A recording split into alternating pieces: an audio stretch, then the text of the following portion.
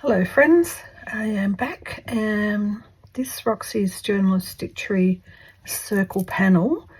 I'll show you where I'm up to. This way up. So mostly I have used Appletons. Then I've got in some bits where it's 6 strands of embroidery floss. This is Appletons. It's beautiful and soft. But then I started to use a wool that is a crewel wool. And I've got a whole box of these that I got from Facebook Marketplace. So I actually don't know the brand. I think it's possibly Semco crewel wool.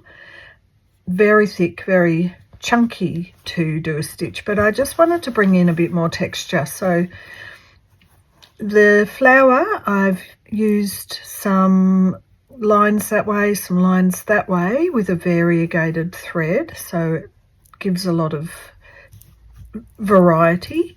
I've used 2 different threads through this one, and I think probably still I might add in some more to the leaves to just give them a bit more lusciousness. But I thought I would come on before I get too far into this, because I was talking about how I was going to do chain stitch, and I realised I hadn't done it on any of the pieces, so I thought, oh, I better come on. It's very, very chunky, this wool, so doing chain stitch with this wool is, yeah, it's quite chunky. And I'll show you something that happens. Is that because it's quite chunky, you can sometimes see there's a bit of a gap here showing the back of the material. So even though this is chain stitch, I'm kind of just doing another little stitch in the middle to fill in any gaps. So this has been very enjoyable. I've really loved it. And I've loved it so much, I almost don't want to put it on the big piece with all the other pieces. I'm feeling I wouldn't mind just putting it on its own, but we'll see. Nothing's set in stone. Can always change my mind. I'm loving the texture though of this. It's really great. So I've made a decision about the background. When I put the batting on, I am going to I could fill it all up with more texture and maybe a very light colour. But then I thought I may actually seed stitch all of the negative space, which will really fix the batting to the front. And it always gives it a quite quilted sort of feel about it, which I love. I do love that.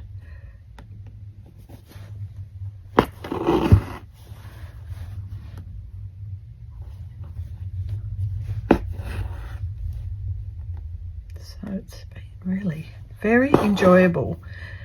Funny, it's the last prompt. No, I've enjoyed all the others as well. I think I'll go up to the point of this bit of the fuchsia, and then I'll know how far, when I come back down, how far to go up, because I'm likely to end up with only one chain stitch up the top here.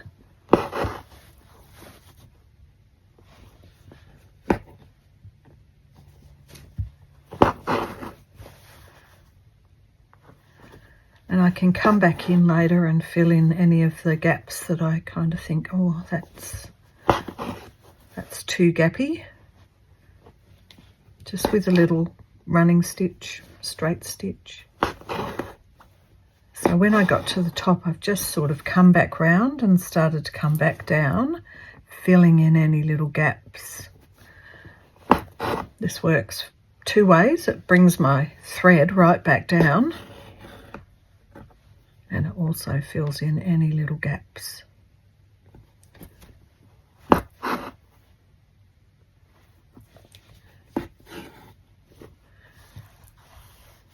Feels so good. So then I can just start again, working my way up this, I don't know what it's called. It's when the pod, it's the pod part that pops. You know how they pop open? The fuchsias, I love them.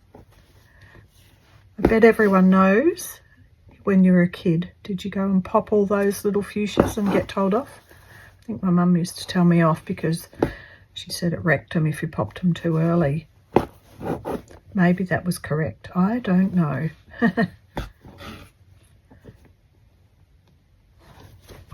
So once again, I am coming back down to fill in any little gaps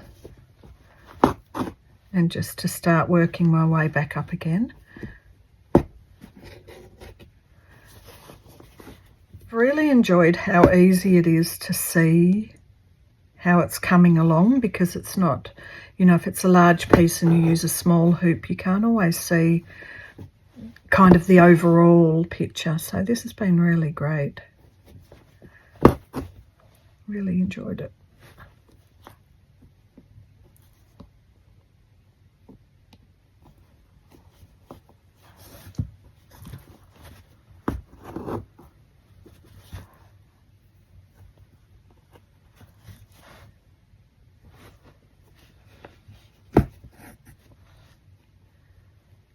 Ready to turn back and come back down again in the gaps. So I'm going to continue on with that, and then I'll come back with the batting, and the plan is to go around this edge here to secure down the batting. I'll have to then come in here and cut it really close. So I'll make the batting a bit big, and then I'll come in and trim it down from this border. So once that is secured around the outside, might do just 1 or 2 invisible stitches just to keep it in place. And then I'll start to do the little tiny seed stitches. I've got a bit of a very pale pink wool that I just love. It's very pale, so it's probably a bit brighter than this background and a little tiny bit lighter. I also have a very, very pale sort of like, I just saw this and went, it's sort of like that. It's a pale pink, but it's a little bit more purpley, but it's like, imagine those two together. It's actually lighter. It's still even lighter than that purple, if you can see that. I've got this hanging up because I just love it so much. And the colours are perfect. So I'm going to get on with this bit, get the batting, and I'll be back. Okay, I'm back and I've finished this. And I have cut just a big square of batting. I'm just going to lay it so as it's going to cover all of that inside, and just do a few invisible stitches to get it down.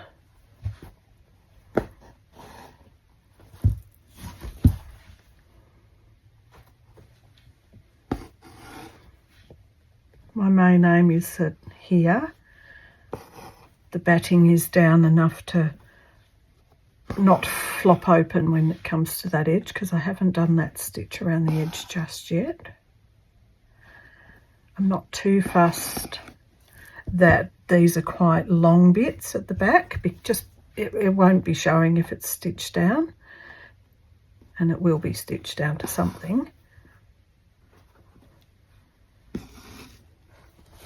These are the couple of things that I've got out to play with in terms of seed stitch in the background.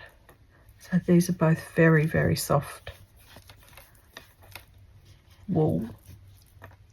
This is probably an acrylic. But see, it's like a very pale fuchsia, and I really like it with those. And the pink's a bit brighter, like I said. And I've got some of these. Once again, I'm unsure when I've got something off Facebook Marketplace what they are, but I thought I'll just have a think about it. These two are going to be quite thick seed stitch around the back, and these will be a thinner, smaller. I think looking at it, I am inclined to choose one of these.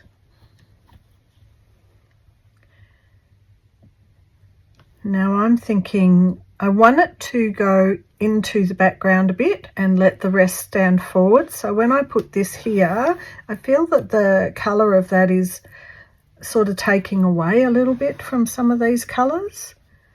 Like maybe that's okay next to that green, it will disappear a bit. So, but here I'm feeling a little bit like it may distract.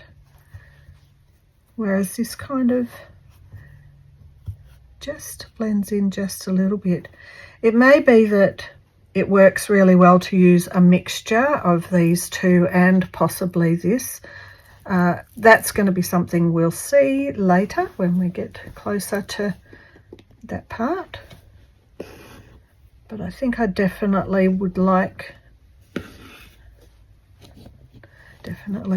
to get that edge and then get this cut back. I'm still going to leave it on the hoop, because with seed stitch, whenever I've done it in the past, I can notice that it can make it pucker, and already because of the thickness of this yarn and the thinness of the material behind it, that it's already puckering a little bit. So the seed stitch, if I don't hold it tight, it'll pucker.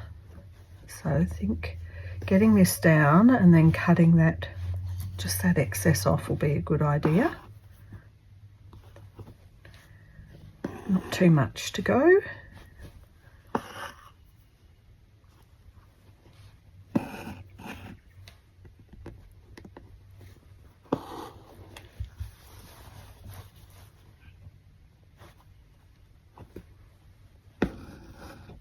Okay, so let's finish that off. So you can't even see the invisible stitch, but my aim now is to cut it as close to this line.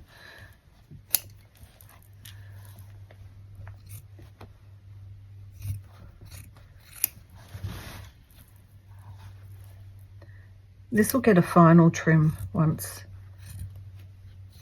I've finished. Just for now, it's just to not have too much bulk around here. In fact, I might cut off that material edge as well. And the reason I didn't do the seed stitch before, I already alluded to it, but was just really basically because with the batting, doing the seed stitch, it'll make it very quilted, and I love that. I really don't need these extra bits.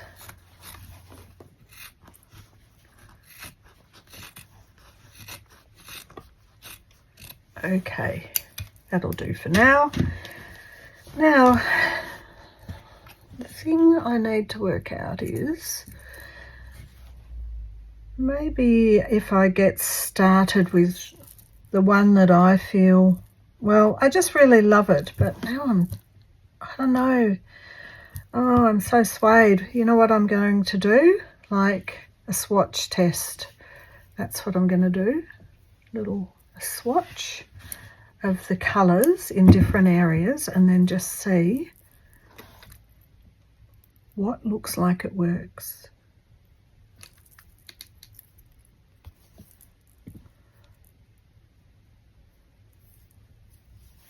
That'll help, I think. It'll help me get an idea of what will look the best. So let's do one. I want to try and do them both where they're close to the bulk of the colours, which is kind of this area with the yellow and the greens, and then these fuchsias pinks. So how about if I just do some of these here? I really would possibly like to fill up the background with thread painting. But for now, let's go with a bit of seed stitch. Oh, this needle's not as sharp as I'd like it to be. I'm not doing big, massive ones. I feel like I'm trying to do ones that work quite well with this size of wool. think I'd like a sharper needle to get through the batting though.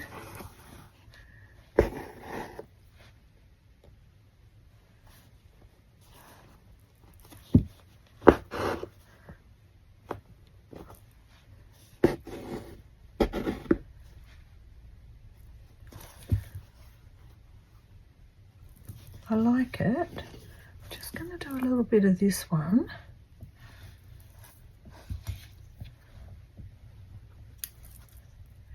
Okay, let's see how this one looks.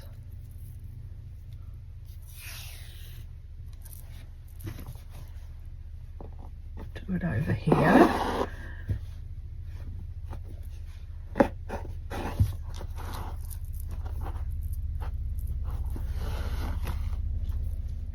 Okay, I can already see that this one is just really not showing at all.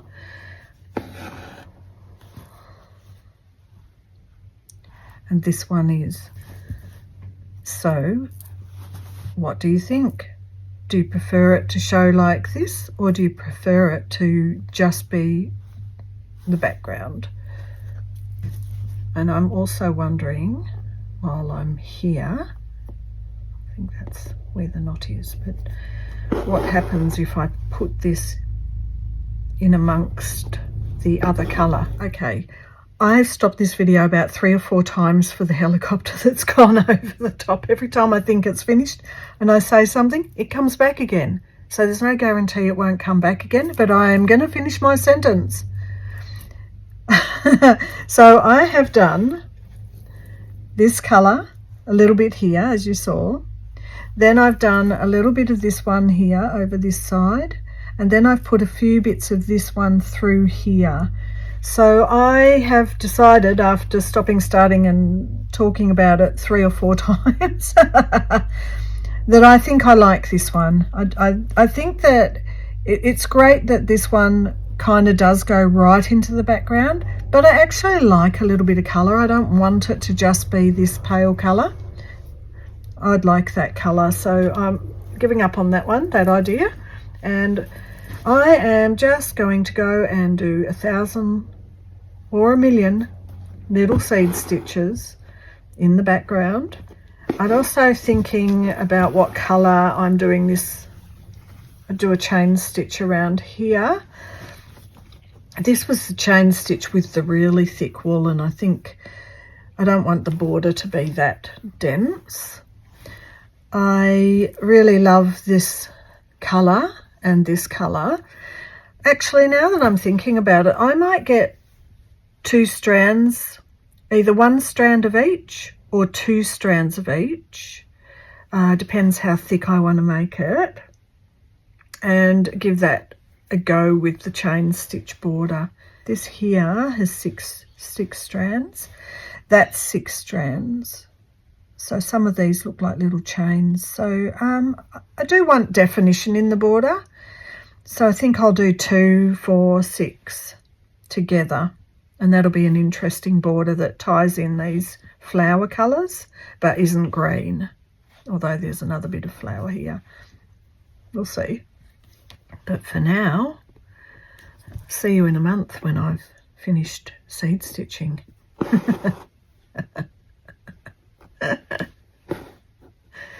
Just little seedy stitches. Take your time, enjoy the process, put a movie on, get a cup of tea and get into it.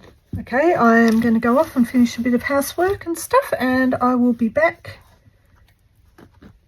to finish the video. Okay, I'm back. Now, I thought I would be able to come back with all the seed stitching done and then just do these 2 lines, but this is after many, many nights and it's going to take me a bit longer. But I just love the texture of it. Here's the back. Love it. So I've started with a chain stitch around this first line, and what I noticed was, as it's been in the hoop and the wools have bordered in and it's got very wibbly wobbly with its outside lines, I decided that that is just how it's going to be. Of course, here where it looks like it's really gone out, I'll try and straighten. But what I'm doing at the moment is couching down. I'm using a burgundy Appletons, and I thought it was a nice contrast. It blends in, and also this is a Steph Francis. Where's the end? And I just thought that that was also kind of goes with this flower over here. It's good contrast with the greens. It's far enough away from the pinks that it doesn't look a little bit too clashy, although I still think it's in a harmonious colour scheme. So what I've done for this edge here, because this will be tucked under there, is to couch down 6 strands of floss, but it's made up of 2 strands of this yellow, 2 strands of this pink, and 2 strands of this sort of fuchsia-y, cerise sort of colour. So you get that harmony with the flowers, but it's not really obvious. So I'm just trying to take little sort of, I don't know, 3 mil apart stitches, 3 millimetre.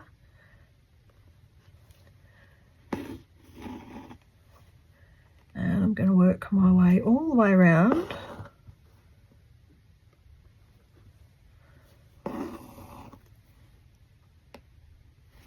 Till I get back to the start.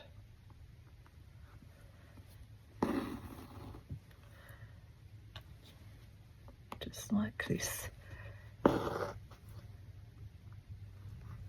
I almost was thinking of putting another line, something in between here. I'm still undecided about whether or not I'm going to paint anything on this one, because all the other ones on the panels all have a bit of painting on. So originally I'd thought I was going to be painting the border, but I don't know, doesn't seem like that's what's happening. So just going to show you, I've been basically just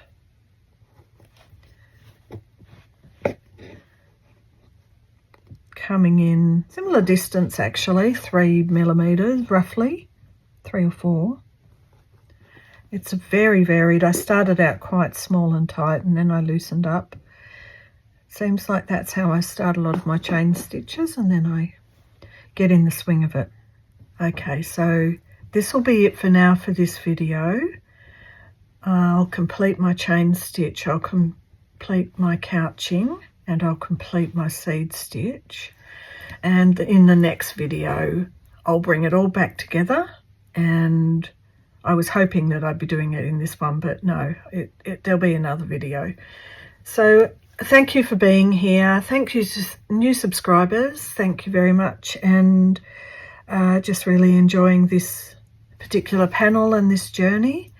And I hope everyone is well and having good things happening for them. And I will see you in the next one. Bye for now.